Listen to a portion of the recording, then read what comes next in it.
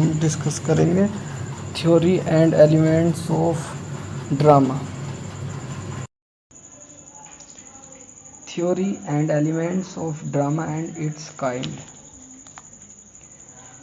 महान साहित्यिक विधाओं के रूप में नाटक तथा उपन्यास दोनों ही समान रूप से महत्वपूर्ण हैं, परंतु अपनी चरित्रगत विशेषताओं तथा अभिव्यक्ति के माध्यम से वे एक दूसरे से बिल्कुल भिन्न हैं। इन दोनों में कुछ तत्व एक समान हैं।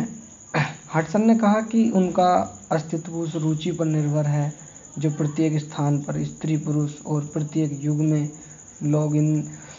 लोग इनमें दिखाते हैं। इसमें उन चीज़ों का वर्णन होता है जो सामान्य लोगों के जीवन, उनके कार्य कलाप, सुख तथा दुख में जो घटित होता है वही हमारा क्या कहलाता है, नाटक कहलाता है। नाटक एवं उपन्यास दोनों के कथन इसी से बनते हैं। ये दोनों ही प्रत्यक्ष अथवा अप्रत्यक्ष रूप से जीवन का निश्चय दृष्टिकोण प्रस्तुत करते हैं, परंतु एक विशेष क्षेत्र में इन दोनों में एक आधारभूत अंतर होता है।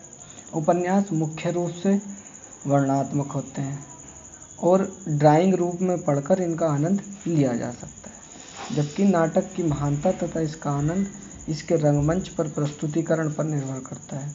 अतः जबकि एक पढ़ने योग्य है परंतु दूसरा देखने योग्य है, फिर भी तथ्य यह है कि थोड़े से प्रयत्न द्वारा उपन्यास व नाटक का स्वरूप एक दूसरे में बदला जा सकता है।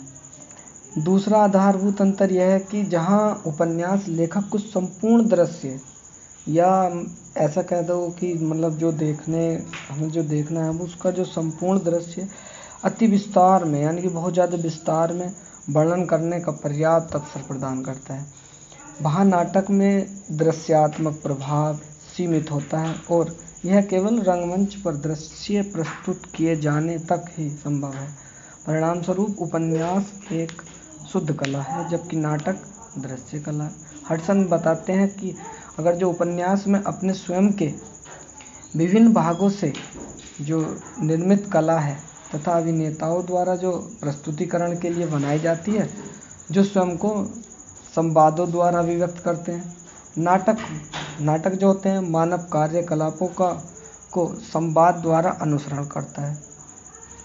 नाटक को रंगमंच द्वारा लगाई गई कुछ निश्चित सीमाओं के अंतर्गत ही कार्य करना होता है तथा श्रोताओं के आनंद या नापसंद, पसंद या नापसंद या आनंद का ध्यान रखना होता है। उसे रंगमंच के भौतिक संसाधनों जैसे वेशभूषा, दृश्य आदि को भी ध्यान में रखना होता है। जैसे शेक्सपियर को नायिकाओं का अभिनय काटना पड़ता है क्योंकि उन दिनों में लड़कों को स्त्रियों का वेश धारण करना पड़ता था। इसीलिए नाटक के जो निर्माण में जो नियमों का पालन करना होता है तो उसको एक्सपोजिशन और कॉम्प्लिकेशन, क्लाइमैक्स तथा कैस्टोफ्रे निर्माण का यह क्रम न तो बदला जा सकता और न ही इसमें किसी को अनदेखा किया जा सकता है। नाटककार को कुछ अन्य सीमाओं का भी पालन करना होता है। उसे स्वयं को अलग रखने की कला तथा उसका जो पूर्ण असंबद्धता रखनी होती है। सामान्य रूप से नाटककार अपने पात्रों का प्रयोग किसी निश्चित विचार को प्रकट करने और उन्हें अपना प्रत्यक्ष प्रवक्ता बनाने में नहीं, बल्कि वर्तमान नाटककारों ने इस सीमा को अस्वीकार कर दिया। परंतु यह वास्तविक नाटकीय भावना के सर्वथा विपरीत है। चरित्र चित्रण के क्षेत्र में नाटककार दो तरीके अपनाते हैं। जैसे एक तो हो जाता है, नंबर एक हो जाता है हमारा विश्लेषणात्मक और अथवा नाटकीय। उसके चरित्र स्वयं को अपने कार्यकलापों या संवादों द्वारा प्रकट करते हैं क्योंकि नाटककार उनके बारे में अपने विचार प्रकट नहीं कर सकता और न ही उनके कार्यकलापों पर टिप्पणी कर सकता है।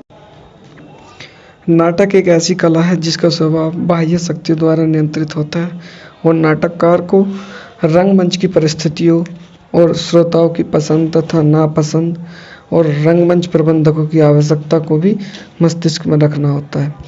नाटक तथा नाटककार की सफलतापूर्ण रूप से इसके प्रस्तुतिकरणों पर निर्भर करती है। अगर जो नाटक सफलतापूर्ण जब ही होगा जब उसका जो नाटक है और जो नाटककार है और जो उसके जो ऑडियंस है वो बताएगी कि नाटक अच्छा था या बुरा, मतलब श्रोताओं की पसंद और नापसंद पर ये निर्भर करता है।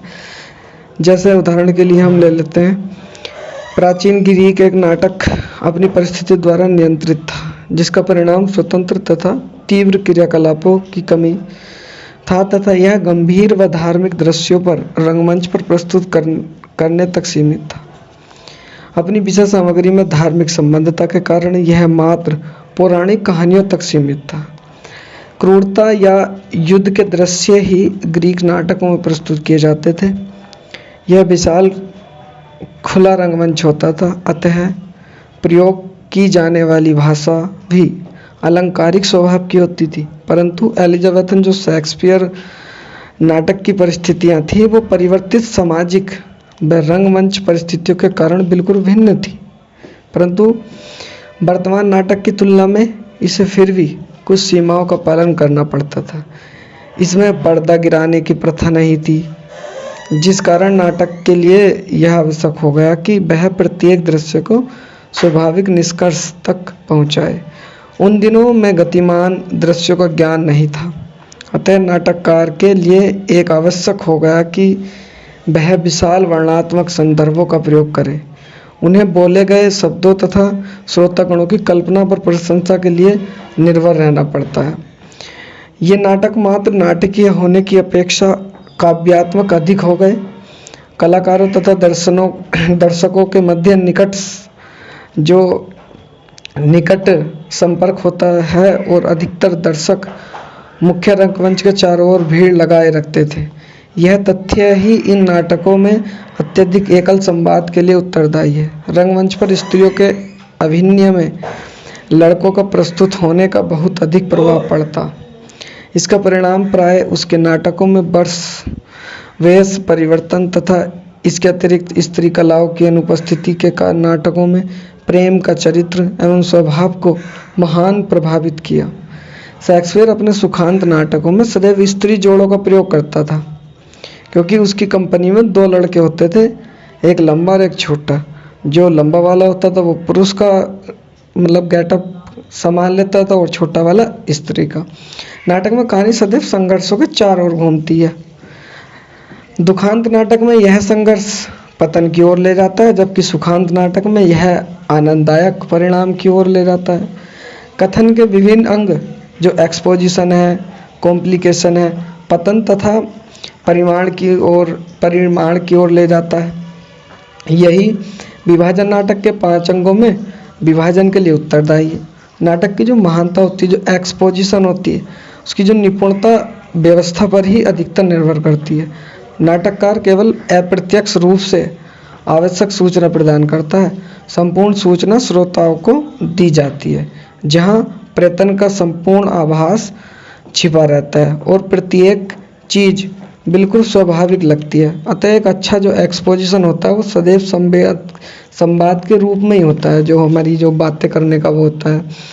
जैसे मैकबेथ में शेक्सपियर रोस तथा सरगेंट के वार्तालाप के मध्य से युद्ध क्षेत्र में मैकबेथ की वीरता के बारे में बताता है, जबकि मैकबेथ स्वयं दृष्टि से ओझल रहता है। इस प्रकार जो एक्सपोजन की जो आश्चर्यजनक रूप से जो व्यवस्था की गई थी, वह आने वाले क्रियाकलापों के लिए भी आवश्यक सूचना प्रदान करता है। इसी प्रकार हम प्रेस्पेरो के जीवन के संपूर्ण अतीत के बारे में उसके अपनी पुत्री तथा एरियल के साथ संवाद से पता लग जाता है। फिर कॉम्प्लिकेशन आता है, जो कथनांक को क्रेसियस की ओर ले जाता है। एक्सपोजिशन में आरंभ किया गया संघर्ष अब इस भाग में एक निश्चित आकार ले आता है, परंतु यह उन घटनाओं से उत्पन्न होना चाहिए जो पहले घटित हो चुकी हों। कंपोजिशन की अवधि में उन सभी संघर्षों की ओर इशारा होना चाहिए। सामान्यतः कंपोजिशन दूसरे व तीसरे अंक के अंतर्गत होता है। मैकबेथ में मैकबेथ तथा ड्यूकेन के सहयोगियों में संघर्ष होता है और जो ड्यूकेन की हत्या उससे पूर्व में घटित घटनाओं की स्वाभाविक परिणाम है।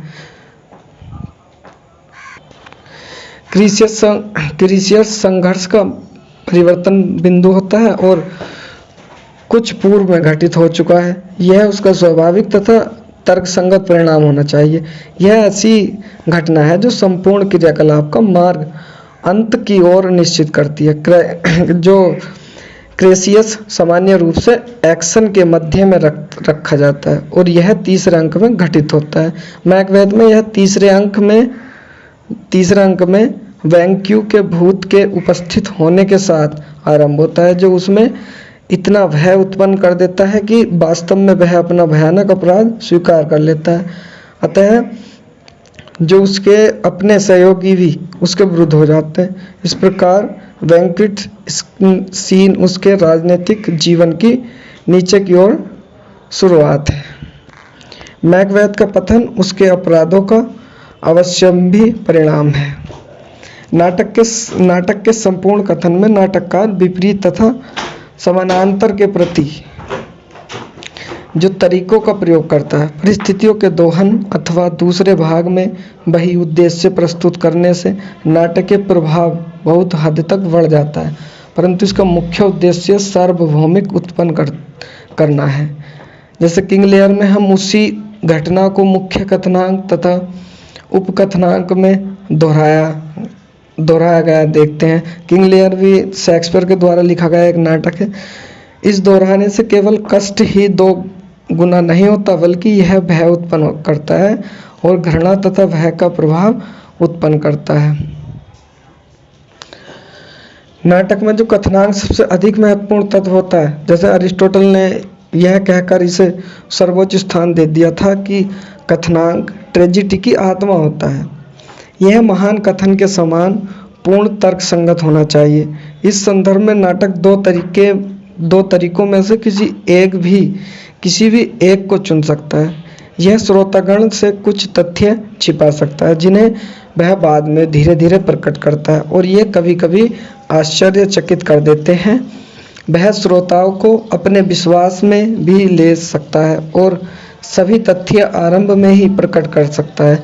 कथनांक में छुपाने का तरीका आरंभ से अंत तक उत्तेजना उत्पन्न करने तथा रुचि बनाए रखने में नाटककार की सहायता करता है, परंतु उसे अपनाने में बहुत सावधानी की आवश्यकता है, क्योंकि ऐसा न हो कि सारा नाटक है कथनांक हास्यास्पद बन जाए। तीनों units time of place, unity of time, unity of place तथा यूनिटी ऑफ एक्शन को अच्छे व संपूर्ण कथनांक का सबसे महत्वपूर्ण तत्व माना गया है। अरिस्टोटल नाटक के क्रियाकलापों को एक ही दिन तक सीमित करता है, परंतु वह यूनिटी ऑफ टाइम का भी संदर्भ नहीं देता। तीनों यूनिटीज का पालन विशेष रूप से चोरस की उपस्थिति का परिणाम था। यूनिटी ऑफ टाइम का अर्थ है कि नाटक के क्रियाकलाप में उस अवधि से अधिक समय नहीं लगना चाहिए जितना उसके रंगमंच पर प्रस्तुत करने में लगता है, परंतु निश्चित ही यह 24 घंटे से अधिक नहीं होना चाहिए। यूनिटी ऑफ प्लेस में यह आवश्यक है कि नाटक की जो सभी घटनाएं हैं वो दृश्य परिवर्तन के बिना एक ही स्थान पर घटित होनी चाहिए। यूनिटी ऑफ एक्शन का अर्थ है कि नाटक में केवल एक ही केंद्रीय कथावस्तु होनी चाहिए और कोई भी उप कथनांक नहीं होना चाहिए, परंतु वर्तमान नाटकों में इन यूनिटीज का कठोरता से पालन नहीं किया गया। यद्यपि पोइटिक्स ड्रामा के लेखक अब भी इनका पालन करते हैं, जो एरिस्टोटल के द्वारा लिखी गई है।